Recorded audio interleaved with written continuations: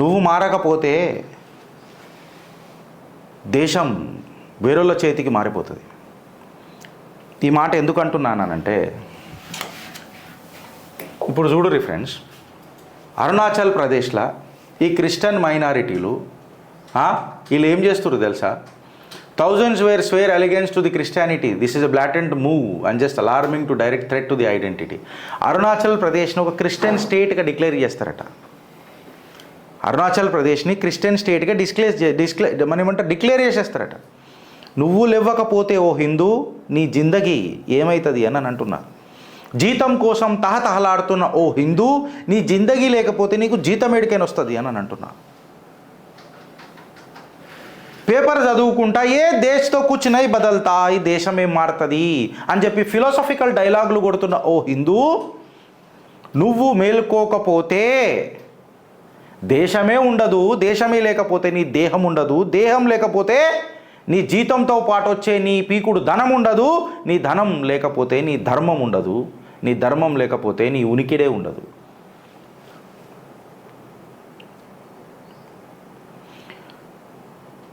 Centuries నుంచి హిందూ నువ్వు నిద్ర లేవవా అని చెప్పి మాట్లాడుతున్నా. హిందూ రాష్ట్ర డిక్లేర్ చేద్దాం. హిందూ రాష్ట్ర డిక్లేర్ ఎందుకు చేయాలి అనంట? ఎందుకు చేయాలి అనంట? హిందూ రాష్ట్రం కాదా అనంట? హిందూ రాష్ట్రం ఉండే, హిందూ రాష్ట్రంగానే ఉన్నది, హిందూ రాష్ట్రంగానే ఉంటుంది. డిక్లేర్ ఎందుకు చేయాలా? నువ్వు లేవు ఫస్ట్ నీ నిద్రలకేని, నీ గాఢమైన నిద్రలకేని లే. ఏదో పాట రాసిరు కదా, లే కలిసి మాట్లాడదాం దా అని అంటున్నా. మన సనాతని సైనికులం అని చెప్పి నువ్వు మర్చిపోతావు. సాక్రిఫైస్ చేసిన చరిత్రలను నువ్వు దఫనాన్ చేసినావు. జనరేషన్లకు జనరేషన్లు మనము బానిసల లెక్క బతకనికే ఇష్టపడ్డాం, కానీ నువ్వు ఒక సైనికుడివి. నీ లోపల పోరాట శక్తి ఎంతున్నది తెలుసా? నీ పూర్వీకుల మీద అంత ఘోరాతి ఘోరంగా దాడులు జరిగినా నువ్వు ధర్మంపై నిలబడే పోరాడుకుంటా ఇయ్యాలని ఆ ధర్మంలో ఉన్నావు చూడు. నువ్వు ఎంత పెద్ద వారియర్వో నువ్వు ఎప్పుడు తెలుసుకుంటావని అడుగుతున్నా. జాంబవంతుడినై ఆ హనుమంతుని నీ లోపల లేపనీకి ప్రయత్నం చేస్తున్నా. నాకంటే ముందు ఒక జాంబవంతుడై నరేంద్ర దామోదర్ దాస్ మోదీ మే ఈశ్వర్కి శపథ్ లేతాము అని చెప్పినప్పుడు ఉన్న ధైర్యం ఇలా నన్ను మాట్లాడిస్తుంది. వందల మంది వేల మంది కార్యకర్తలను గలమెత్తి పోరాడే శక్తిని ఇస్తుంది. నువ్వెప్పుడు లేస్తావు అన్నది ఇలా క్వశ్చన్. అరుణాచల్ ప్రదేశ్ని క్రిస్టియన్ స్టేట్ డిక్లేర్ చేస్తారట ఇలా అయ్యా జాగిర్లు అయినట్టు. But we want a Hindu rashtra. जब हिंदू जागृत हुआ ही नहीं, నిద్రలకే నువ్వు లేవలే. అరే కుంభకర్ణుడు అన్న 6 నెలలు వండుకొని 6 నెలలు లేస్తాడట ఆయన. మధ్యలో లేపితే భోజనమో పంచభక్ష పరమాణాలు ఏదో పెడితే లేస్తాడట. నువ్వెప్పుడు లేస్తావురా భయ్ అని చెప్పి ఓ హిందూ నీకు చేతులు దోడిచ్చి అడుగుతున్నాడు. ఎప్పుడు లేస్తావు? గంప గుత్తగా నీ యూనిటీ ఎప్పుడు తెలుపుతావు? డంకే పే చోట్ అని చెప్పి ఎప్పుడు మాట్లాడతావు అని నేను అడుగుతున్నా. 70% ఉన్న దేశంలో నువ్వు హిందూ రాష్ట్ర అని చెప్పి చెప్పుకోలేవు. అసదుద్దీన్ ఓవైసీ లాంటి వాడు ఒకడు వచ్చి, ఎల్లయ్యమాల చిల్లరగాన్లోకి వాళ్ళు వచ్చి, పందికి పుట్టిన కొంతమంది పుత్రులు కొంతమంది వచ్చి మనకు చెప్తారు హిందూ రాష్ట్రం అట్లా డిక్లేర్ చేస్తారు. 70% ఉన్న మనమే భారతదేశాన్ని హిందూ రాష్ట్రమే, అది తర్వాత విషయం. హిందూ రాష్ట్రం ఎందుకు డిక్లేర్ చేయాలా? ఇది మనం హిందూ రాష్ట్రమే, హిందుస్థాన్ అని చెప్పి పిలిచిరు దీన్ని. సపరేట్ దీన్ని హిందూ రాష్ట్రం చేయాల్సిన అవసరం లేదు. ఆల్రెడీ ఉన్నదాన్ని మలయ సురేంద్ర భాయ్. కాకపోతే ఆడ క్రిస్టియన్స్ ఎంతమంది ఉన్నారు అరుణాచల్ ప్రదేశ్లో? ఆడు మైనారిటీలు ఉండి ఒక రాష్ట్రాన్ని క్రిస్టియన్ స్టేట్గా మారుస్తాడు. ఆడు ధైర్యానికి మెచ్చుకోవాలనా లేకపోతే నీ పిరికితనాన్ని పొగడాలనా అన్నది అలా ప్రశ్న. అసలు నీ డిమాండ్ ఏందో నీకు తెలియదు. భారత్ అనేది నెహ్రూ సోషలిస్ట్ ఇండియా కాదు, ఛత్రపతి శివాజీ మహారాజ్ నేర్పిన జై భవానీ అనగానే వీర్ శివాజీ అని లేస్తుంది చూడు, అది నా భారతదేశం. జగదంబ అన్న మాటకు చావాలా చూపించింది కదా ఆ పొగరు. అది నా భారతదేశం. It is not a Nehru's socialist India. ఎందుకు మాట్లాడాల్సి వస్తుందని అంటే చూడండి, ఇప్పుడు వైర్ల మన ఫేవరెట్ అర్ఫా ఖనూమ్ షెర్వానీ. ఎవరు? అర్ఫా ఖనూమ్ షెర్వానీ. చావా సినిమా చూసిన తర్వాత నాగ్పూర్లో రైట్లు వచ్చినాయట. మొన్నటిదాకానేమో రామ్ గోపాల్ మిశ్రాని చంపినప్పుడు మీరు 23 బుల్లెట్లు కొట్టినప్పుడు జై శ్రీరామ్ స్లోగన్లు ఎట్లా అంటారు అని పొట్టన పెట్టుకున్నారు.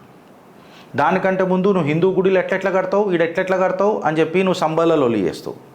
కట్నమేంది ఉన్నవి తీస్తే బయటికి అట్లెట్లా తీస్తావు, మాది 60% పాపులేషన్ అయిపోయిందని అంట కదా అంట. ఇప్పుడు చావా సినిమా తీసుకుంటే కూడా ప్రాబ్లం. మళ్ళీ నువ్వు నా రాముణ్ణి ఎన్ని రకాలుగా మాట్లాడినావు, రామసేతునే విధ్వంసం చేద్దామని సృష్టించినావు. నా ఓపికకు నువ్వు పరీక్ష పెడుతున్నావా, లేకపోతే నా చాతగాని తనానికి నువ్వు పరీక్ష పెడుతున్నావా, లేకపోతే హిందూ అనేటోడు నిద్రలకే లెవ్వడు అని చెప్పిన మోతబరిలను ముంగడికి పోతున్నావా? నేను ఆధారాలు పెట్టి మాట్లాడుతున్నా ఫ్రెండ్స్. ద వైర్లో మాట్లాడిన మాట అర్ఫా ఖనూమ్ షెర్వానీ మాట్లాడుతున్నారు. నాకు ఒకటి గుర్తొస్తుంది.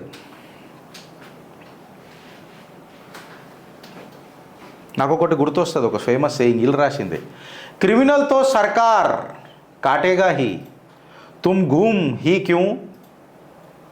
ही क्यों रहे हो బాడీ లేకే అని అన్నట్టు ఏదో సేయింగ్ గుర్తొస్తున్నది. ఈ ఆన్లైన్ టీం ఆల్టు జుబేర్ గాడు, ఫ్యాక్ట్ చెక్ కోడు, మళ్ళీ ఒక్క దగ్గర కూడా చూపిస్తలేడు. ఏడ కురాన్ని కాలబెట్టిర్రు అంటే ఫోటో ఏదన్నా చూపెడతలేడు, ఏడ చూపిస్తలేరు. కలిసి కొడదాం రానంటున్నాను నేను అని పోయి. అరే నేను కూడా దేశంలో శాంతి భద్రతలు కోరుకునే వ్యక్తిని రాబోయ్, దేశ పౌరుని రాబోయ్, పోదాం మనం కూడా అని కొడదాం. నేను నీతోనే ఉన్నారా జుబేర్గా, దా తీ, ఇటు తీసిండా ఏమన్నా లే. ప్రాబ్లం ఏందని అంటే ఒక్కోడు కూడా చావా సినిమా వల్ల దీన్ని ప్రేరేపితమై హిందువులు ఇట్లా మాట్లాడుతున్నారు. ఒక్కోడు కూడా అసలు దంగల్ చేసే హక్కు నీకు ఎవడిచ్చిండ్రా ముస్లిం అని చెప్పి అడుగుతున్నాడా? దంగల్ చేసుడు నీ ఫండమెంటల్ రైటా అని అడుగుతున్నాడా? According to the article 19, 15, 26, 27 Asaduddin articles, ఇలా నీకేం కనబడతలేవా?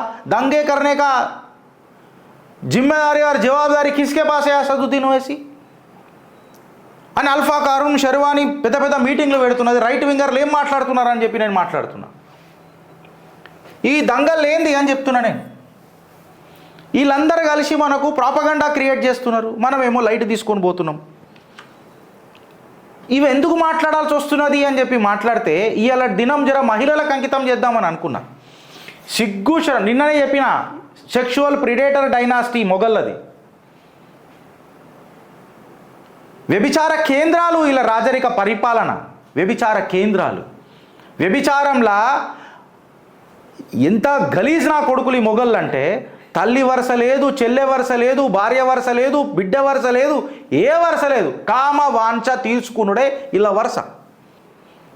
ఇది ఇయ్యాలంటే దాకా అట్లనే ఉన్నది. వంశీకులు కదా, అలా లిక్విడ్ నైట్రోజన్ల స్పోమ్ బ్యాంకులు పెట్టుకొని మరి అన్నారు కదా ఇప్పటిదాకా కూడా అలా వంశీకులు. ఈ ఔరంగే ఔలాదే ఊకినేనులే దేవేంద్ర ఫడ్నవీస్. ఇనుండ్రి ఇప్పుడు ఒక మహిళా కానిస్టేబుల్ని మొలెస్ట్ చేసిర్రా నాయన, మహిళా పోలీస్ ఆఫీసర్ని మొలెస్ట్ చేసిర్రు. ఆమె యూనిఫామ్ డ్రెస్ మీద నాకు చెప్పుకోనికి వస్తలేదు, నేను అందుకే డ్రెస్ అని అన్నా, ఆమెని మొలెస్ట్ చేసిర్రు. ఇన్అప్రాప్రియేట్గా ఆమెని టచ్ చేసిండ్రు ఫీమేల్ ఆఫీసర్స్ని. వాళ్ళ బట్టలు తీయనీకి ట్రై చేసిండ్రు. ఆప్సీన్ జెస్చర్స్ చేసిర్రు ఆమెతోని. వాళ్ళందరి మీద ఎఫ్ఐఆర్లు అయినాయి. ఇది ఇలా జాతి, ఇది ఇలా జాతి. సమర్థించిన వాళ్ళందరిది ఇదే జాతి. వాళ్ళ అక్కలకు, వాళ్ళ పిల్లలకు, వాళ్ళ అమ్మలకు, వాళ్ళ చెల్లెలకు ఈ జాతి వార్త తెలుస్తుంది.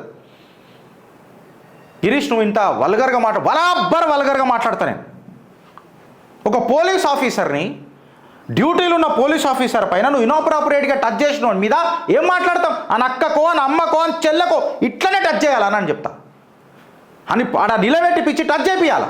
అప్పుడు తెలుస్తుంది ఆడికి బాధ. వీళ్ళకి బాధ తెలుస్తాయి కదా. ఇక వరుసలు లేకుండా సంసారాలు చేస్తారు ఈ నా కొడుకులు. ఆ జాతుల పుట్టిన వాళ్ళకి ఇట్లా తయారవుతారు బయట మహిళ అనే గౌరవం ఉండకుండా.